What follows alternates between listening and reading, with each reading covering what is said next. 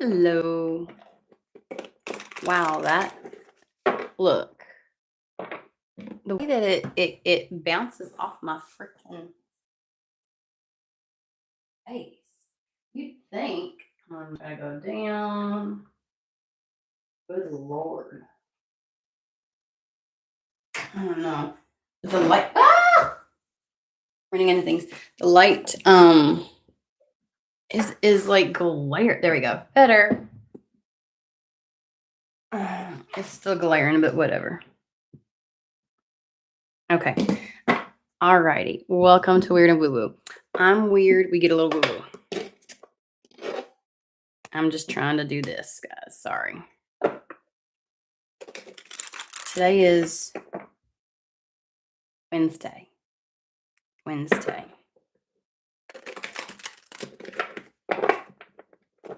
All right, this is Coffee and Tarot. We come to this with no preconceived notions, questions, topics of conversation, inquiries, timelines, things like that. This is where we sit down and Spirit gets to have a conversation with us and they get to direct it, which means on occasion I can ask questions and they just flat out ignore me because they got a trajectory that they're going on. That's where they're heading. That's what they want to talk about. I don't know why there's anyways. And so I will try to get clarifiers and things like that of what they want to talk about, but sometimes they have their own agenda and I don't get to have any kind of say on it. So alrighty. I have been taking care of my cards and whatnot. I'm gonna switch this over here and this over here. Hard. All right. So I'm gonna give you my little spiel. You're a sovereign being over your life. You get to determine if, how, when, where, why any of these messages might apply. My recommendation to you is to never Cinderella it to make it fit. I want you to know I have this dragon stone here. Okay. It's set up on this thing. So that it's curved. And I'm going to show you. I always have it like this. Now, I'm going to show you that represents the last one that I have to give. I strategically place it there. So it's, you know what I'm saying? Like this is so much a part of how I read that it has a place on my. Anyways, I will have this bad boy sitting like this, okay?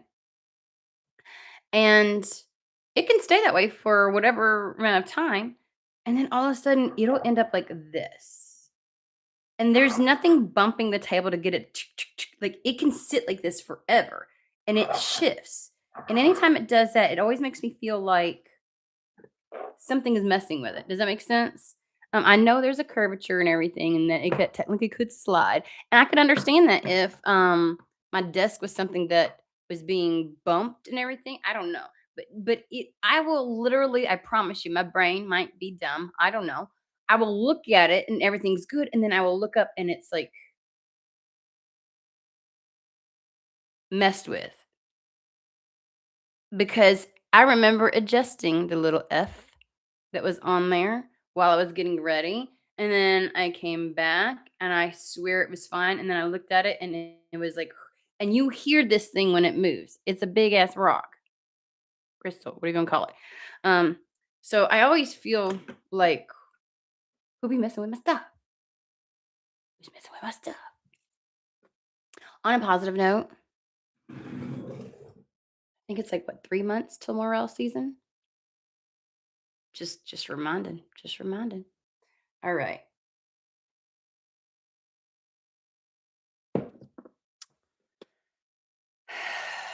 We're going to start with Sacred Traveler Oracle.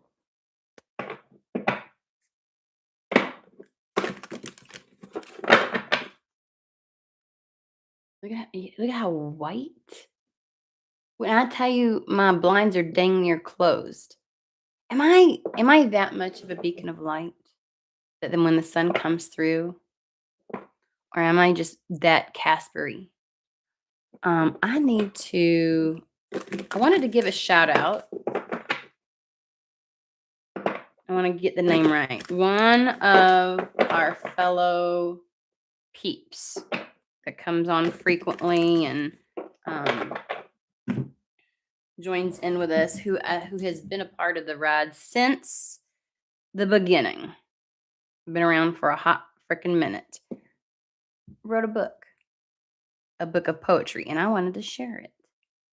So let me go back. I wanna give a shout out while I am thinking about it.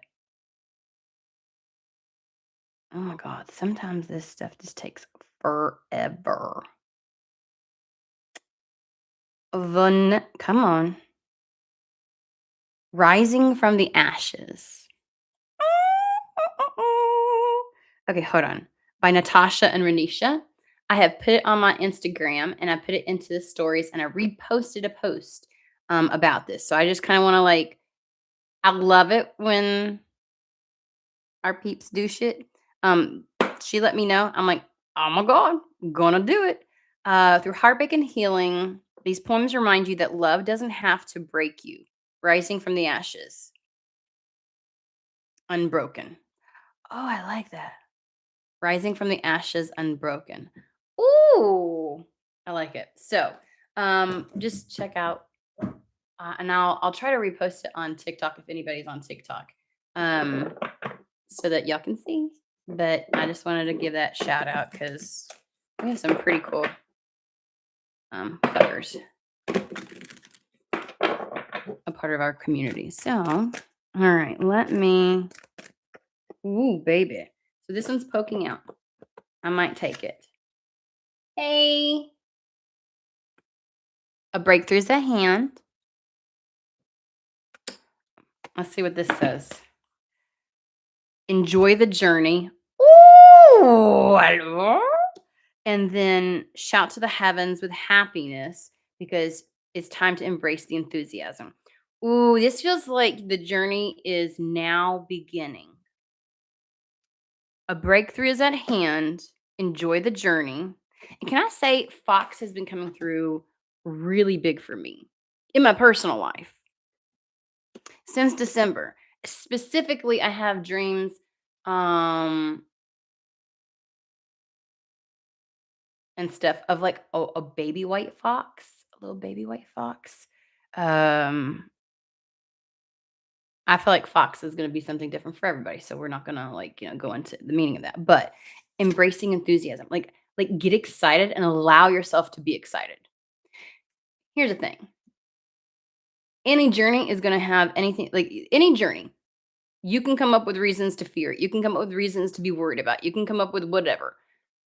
But if there are any aspects of it, like look at it like an adventure, any aspects of it that you can get excited about, let yourself. Don't let the fear get your panties in a twist, is what they just said. Okay. So this is meant for you to.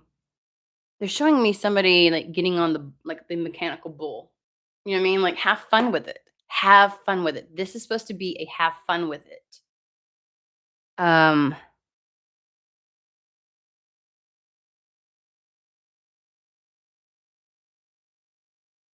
a breakthrough is, and it says breaking trail.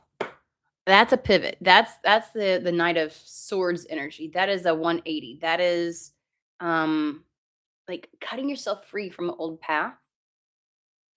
Um yeah, breaking trail. A breakthrough is at hand. So whatever trajectory you've been on that you feel like, I just feel like, in those, they're showing me the movies where somebody's trying to leave town and they're driving and driving and driving and all of a sudden they end up entering into town. They keep repeating it no matter how much they drive. They always end up like they look like they're leaving town and all of a sudden they hit a point where they look like they're entering town, like where they've already passed. And so like they end up like Groundhog Day, kind of like over and over and can't get out. That's what this has felt like. That's where the breakthrough is. This is a release.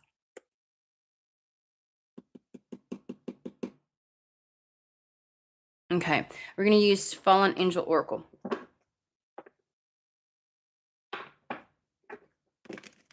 And when it does, when you feel the excitement about this and you let yourself play in that excitement,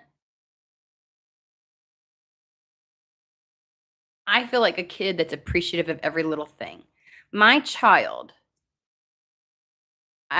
my youngest, my 9-year-old, if I tell him we're gonna go see somebody in Maryland, like our family in Maryland, he every day, 3 to 5 times a day, up to the point in which we leave, he is excited.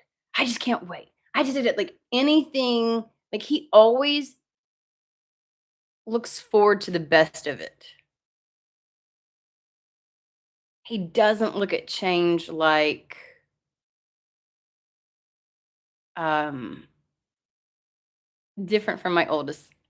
When you have somebody who has autism, um, when they're little, change is like, I could be like, "We're gonna go to such and such at 2 o'clock, and if we don't go, you will pay." Or I used to pay, right? Like, we used to have not be able to, but this my little one, he could find the good in anything, and all I'm thinking about is like, "Oh my god, it's a really long drive, and when we get there, all your everybody gonna be hooping and hollering, and then I have to turn right back around and come back," and I'm thinking of all the laboriousness of it, and he's all like, "Hell yeah, da, da, da, da," like, he is gung ho about it. He can find something exciting about every little, "Yeah, but we have to do this. Yeah, but that's like, we get to do," like, he will find the fun in everything, and he will pump him. I can't help it. I'm excited. I can't help it. I feel good."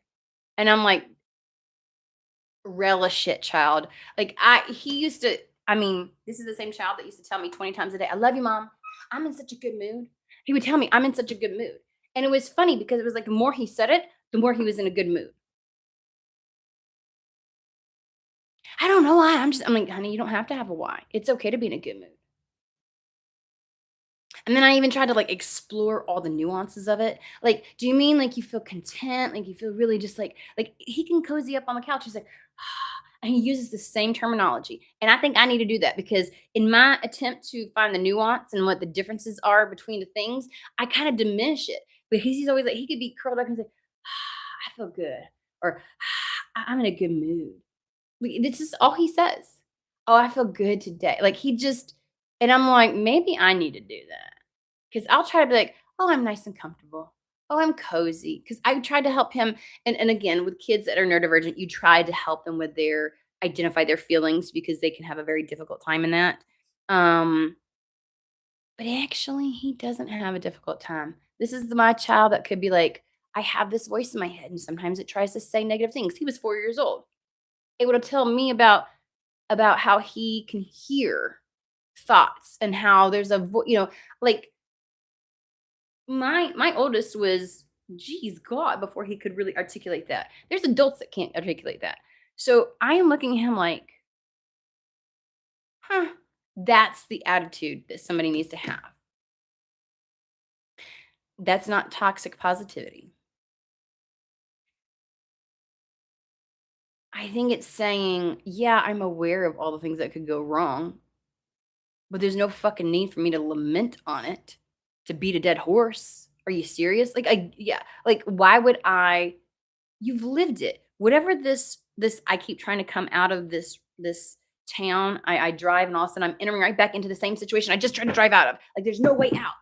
And you finally find a way out. And all you can do is take the energy of the past and put it into the future. That is exactly what not to do. So when they're asking you to be enthusiastic, to enjoy the journey, when this breakthrough happens, this isn't a, "Oh, I get to ignore any of the potentials that could go wrong." It's quit fucking harping on it. Quit living there because you can ruin this breakthrough. It's something you wanted for so long and now you're just going to bitch and complain about it the whole time? Again, living example of how I can find anything wrong. And so if you incessantly mull over it and lament and da da da, that's not what they want. That's not what they want. They're like, "You've asked for this." And so really, what it gives me is whatever is happening, whatever path you're gonna end up on, the only reason it would ever be negative is because of you. Your mindset, how you're approaching it, and you're carrying energy from the past. It's kind of like breaking free from that loop, and finally you go the 30 miles and you're not re-entering the city you just came out of, and you're like, God, of course, about time. Because like I have family members, okay? I have a mom, who does that, who like anything good could happen. And I swear to God, they find a way to still be the victim in it. Do not be that person. Because they will spend, now that they're falling out, oh my god, it's about like there's a sense of entitlement to it. There's a sense of and by all means we deserve good things happening, but Jesus, God almighty. Like I could make her something to eat. I could make this person in my family something to eat. And I've had people that were attached to me witness this where it was like it could be so good. Yeah, well, it would have been better if it was like if you had actually used bigger pieces of bacon on it. I'm like, are you serious? Nothing could just ever be good. Nothing could just ever be enjoyed. There's always something wrong with how something's happening or how it's presented. It's like if you like that needs to be addressed. If you find something wrong with every positive that comes your way, you got some stuff to address before this shows up. Because right now, you are the only thing that's going to poo poo it. Oh, sorry.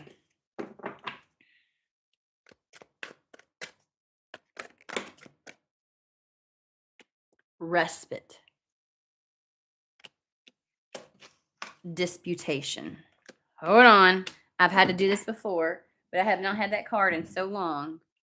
And the last time I tried to go over disputation, they were like, look it up. I was like, are you serious? No. We're before they get to that point and I'll look like a ding dong. Just go ahead and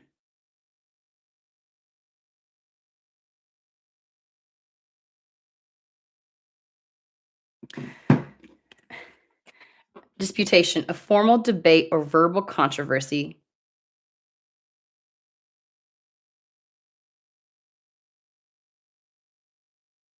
It's like Socratic dialogues within your own mind, constantly having to debate something, some kind of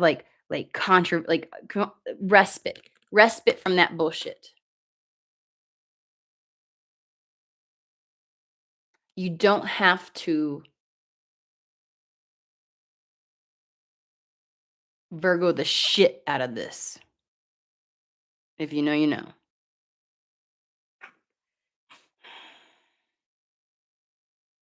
Um,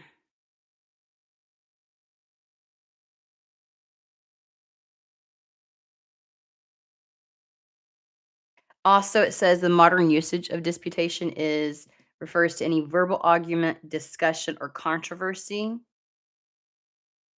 Like you need to take a break from that. So if this is something where you are lamenting with other people, or you're like, when,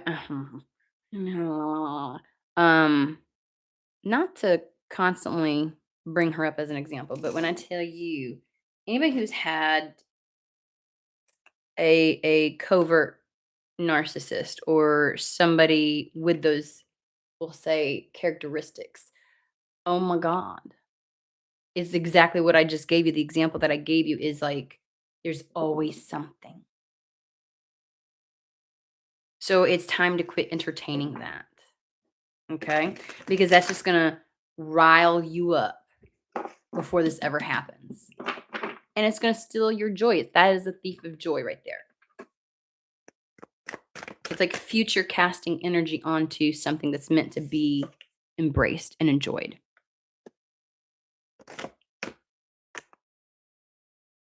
Secrecy and refreshment. Let me pull a little more.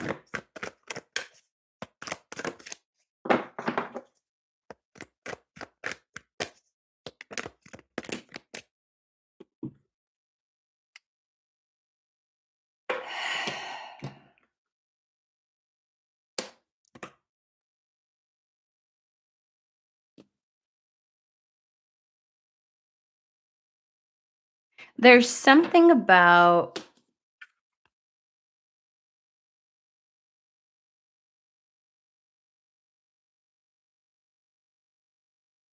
I do get an energy, again, with secrecy still kind of like this may also be something where you could encounter this from other people. Because if we're talking about disputation and, like, verbally going back and forth, and picking something apart, you may also need to refrain from discussing things with others, because if you yourself are trying to steer clear of that energy where something's poo-pooed before you ever, you might wanna steer clear with conversations with other people because other people it's almost like other people can pick up where you leave off. Um, you don't need anybody to add to the noise in your mind, but also secrecy feels a little bit like there's parts of this that you are just you can't even fathom, you don't even know. Like the breakthrough hasn't even happened yet, and you're again, somebody's future casting and casting negativity on it. Like it's just gonna be this again, the best example is we're going on a trip, and in my mind, all I can think of is, like, well, he's not the one that has to drive, and so it's but he's a little kid with ADHD. He going nuts in the back seat. Let me just tell you. Are we there yet? Are we da, da, da? Like he's trying his best, but he is seeing, and I'm over here trying to be like, when I would try to teach him the nuances, I'm just taking away from the joy sometimes. I mean, there's a benefit to it, but also, how about and so I got to that point, I was like, "I'm so glad that you're in a good mood." It's really good that we need to enjoy when we're in a good like, he would just keep, "I'm so excited. I'm so happy. I'm so happy to be doing this." And I'm like, "I need to do that." Because in my head, I'm like, "I gotta pack this, and I gotta do this, and I gotta da da da da. And is my back gonna be okay? Do I have enough for this? How did I and I know that I have responsibilities and shit, but can I just be happy that we get away? We get to see family. We get to go like, I am the thief of joy in those respects, and that's what like, I feel like and I'm trying to think of all the things that could go wrong so I can prevent it, but when I get into that energy, I spend the entire trip like that. If I expect the best, I frequently have a better time. I know that. That does not mean that I behave like that all the time.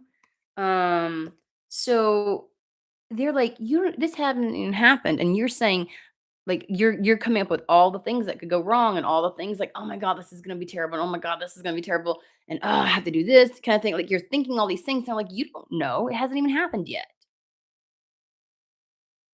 So secrecy also feels like there's a lot of elements to this that you don't know anything about because again, remember like I said, like, the person who breaks free from the repeated pattern of that road of the exact same thing over and over again and you're like, "Finally, about time I broke free," and da, da, da. Like you're projecting past experiences onto this future one and you don't even know if that's going to happen or not. It's like you're creating the burden for you to bear.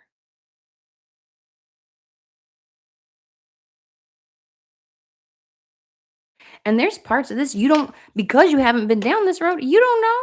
You don't fucking know, but you over here act like you do. I do think that disengaging from those thought patterns and conversations with others who will, like, because we can do our best. And I frequently do. And this happened to me actually just near Thanksgiving. I was like, you know what? Like, no matter, I'm like, I had a decision. I decided that I was going to go and do something. And you all know I went and saw my aunt before she passed. And when I tell you, when people found out, people that you would have thought would have been like, it's really, are you sure? What about this? I did like, I mean, I was like, are you kidding me? Um, which I also couldn't fathom.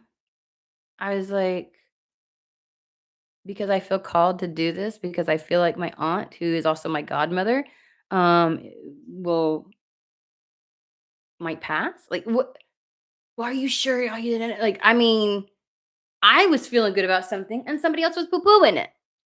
And I couldn't even imagine under the circumstances that they would poo-poo something like that, but they will.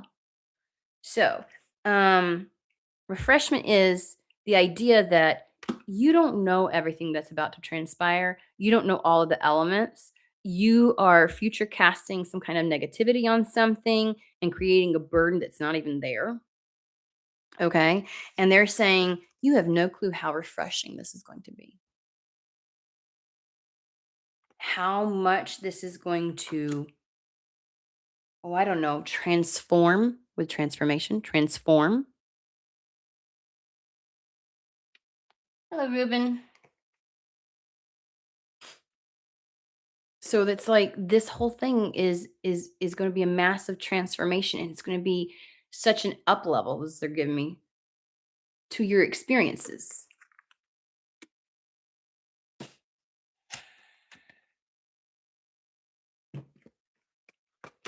If you include too many people in your plans, in sharing with this, because it says taking advice and settlement. You're not meant to take anybody's advice right now. So if you feel like somebody is attempting to curtail something for you, or well, what about this? Or maybe just this. How about you do this instead? Or how about like, don't do it because you'll be settling.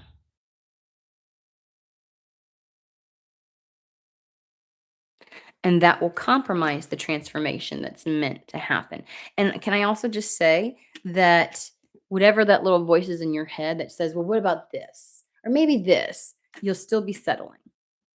If you're not tapped into how refreshing, how the newness of the excitement, the enjoyment, the enthusiasm, the fact that it's like liberty and freedom and breaking free. If you don't tap into that, you will ultimately settle in how this unfolds and you will not get its full potential.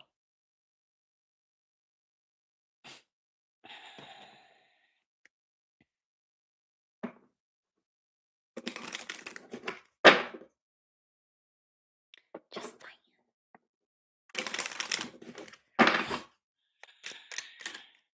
that was fast. A cure for longing.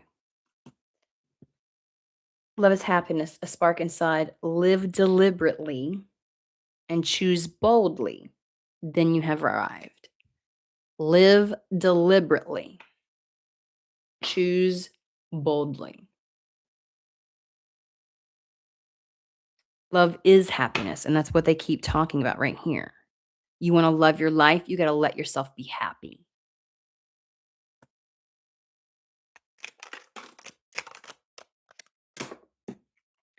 The art of life.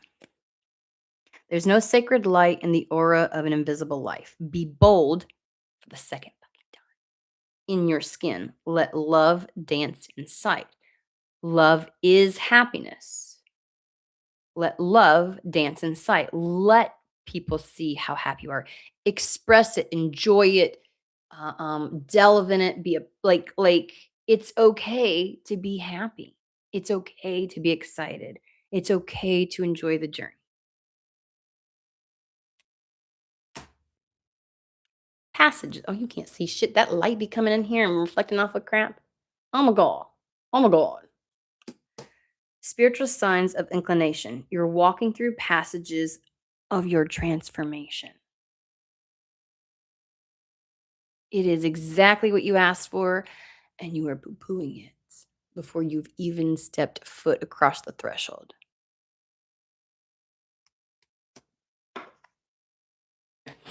All right. We're going to pull Azathoth.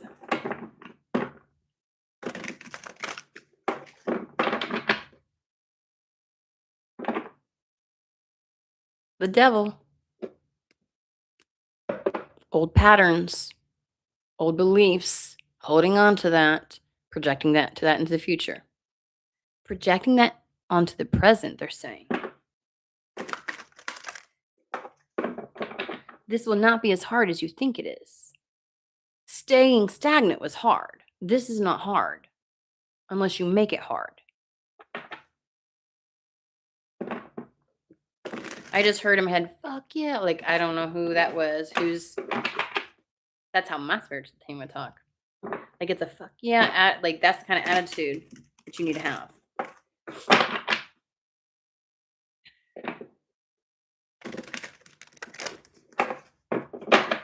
It's a self-fulfilling prophecy if you're not careful. We're gonna we're gonna put that back real quick.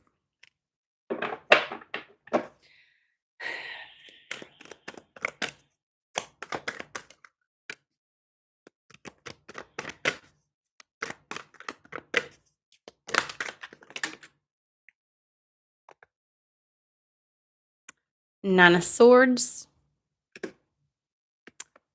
Four of Wands, Queen of Wands. So it's the energy of all these fears, anxieties, potentialities. I think somebody is so used to living in this energy that it feels uncomfortable to not be in this energy when change happens.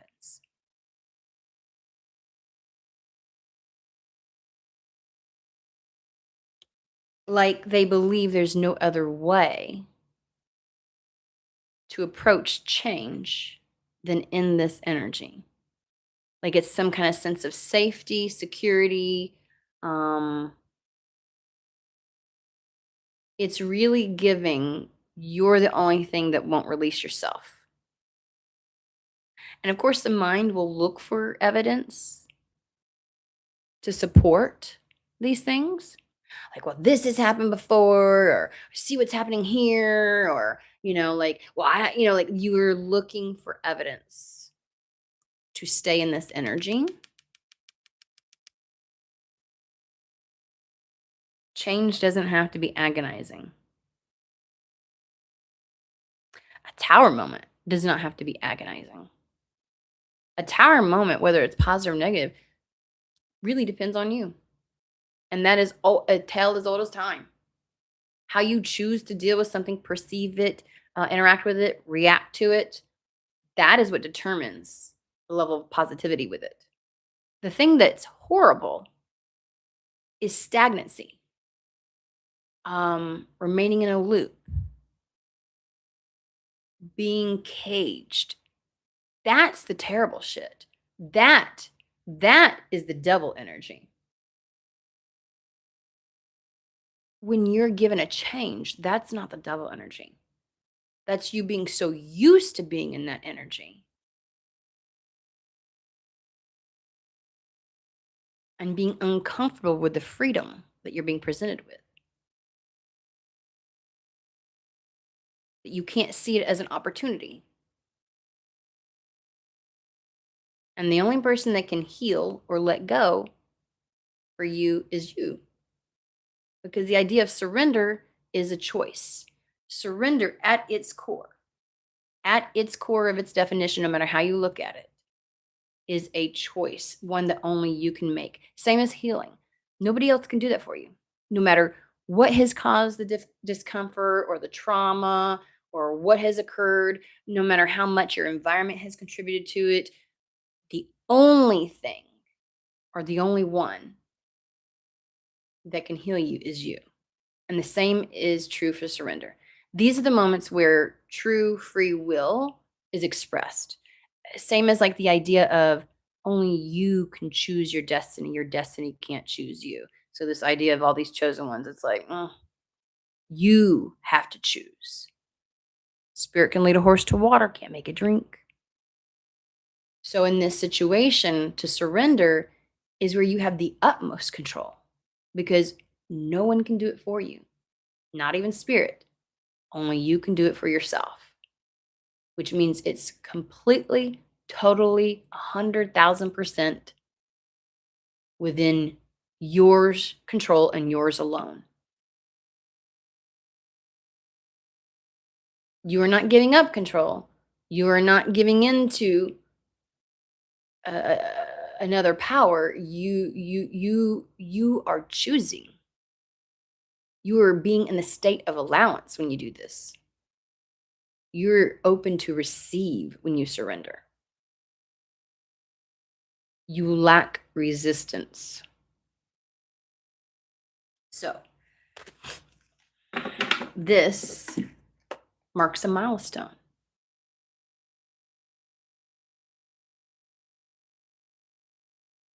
You are used to existing in that, but you can't take that with you. Otherwise, you will repeat a pattern. You will just be in the same fucking loop. Period. Again, spirit can lead you to water. They can't force you to drink. It's the idea that they can give you a whole new environment, a whole new life, a whole new trajectory, a whole new path. And if you choose to remain in the exact same shit you've always been in, you will repeat the same fucking bullshit you always have.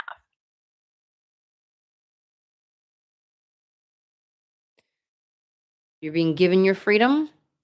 And a milestone is kind of like the idea of there's life before and life after. You know, like when somebody graduates high school, life before, life after. When somebody has a child, life before and life after. A marriage, life before and life after. It's that permanent change, which we talked about already with the breaking trail, the pivot, same energy as the Knight of Swords. This is breaking from everything from before. So, what is about to happen is supposed to be a milestone in your life, one where nothing is ever the same again.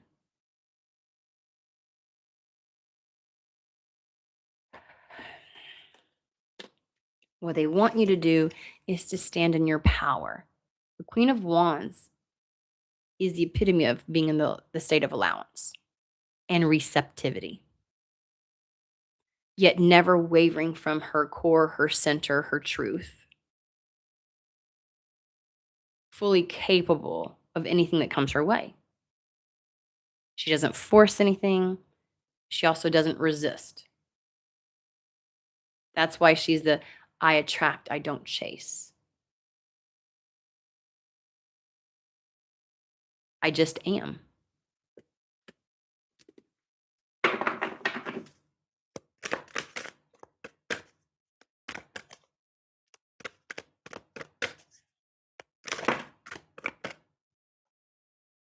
Five of Swords.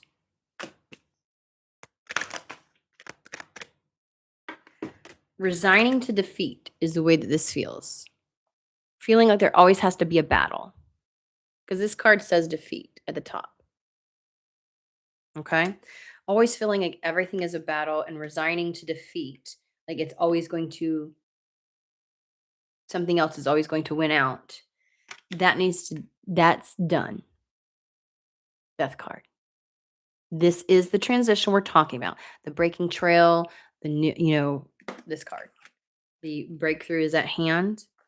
That energy of the permanent pivot, the Four of Wands, the milestone where there's only life after now. Nothing is ever going to be the same. There is no turning back. That's this. That's the death and rebirth. Page of Cups. What is to come? You may only see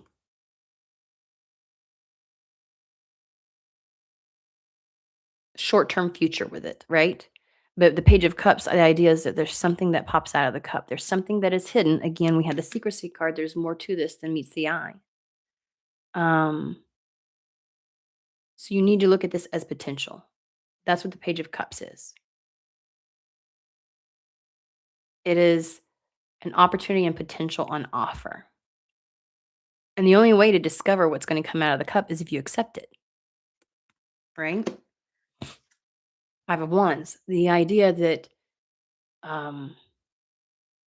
there's a lot going on.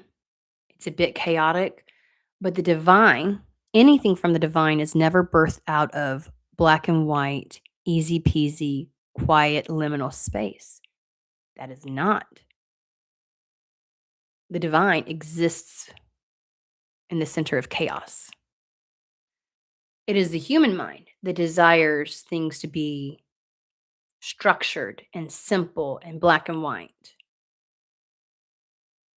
Again, that is not where anything is birthed.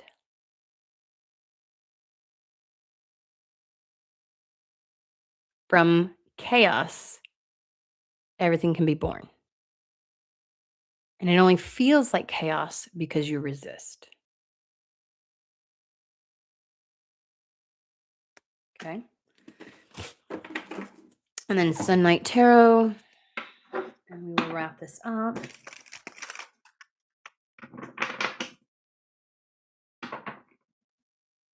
We do have the Ace of Pentacles right there.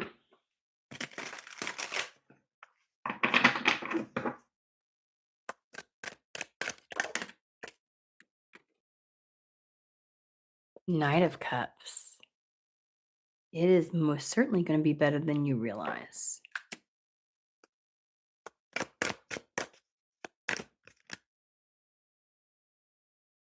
Again, Five of Wands. Look at this as an adventure, not a battle. Five of Swords. Again, this is not a battle.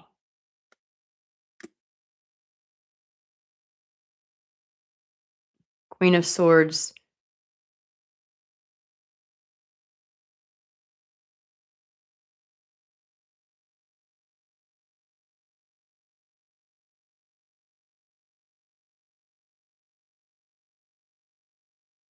Like, just don't end it before it ever begins.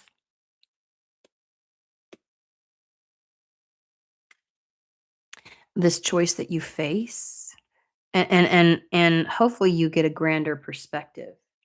That is the one benefit of the Queen of Wands, is to pull out of the detail and see things from a greater perspective. But the energy that you should, like, because she's always got her sword drawn. The energy that you should be embodying as the Queen of Wands, the state of allowance. Um, the Lovers. This choice is a very major decision because it can lead to your Ten of Cups. So, and I think the choice is how you choose to step across the threshold of this breakthrough. How you choose to treat this journey that you're about to embark on.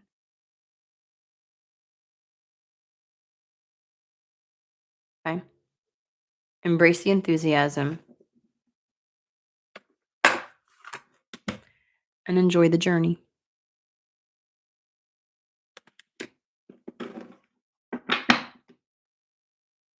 All right. That is the reading for today. Hope everybody has a fantastic, wonderful day. And I will see you guys at the next read.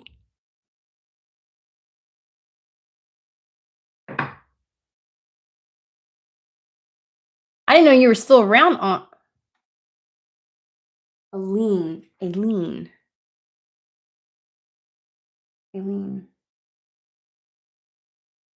Sorry, I don't even know. They hid some messages. Sorry, hun.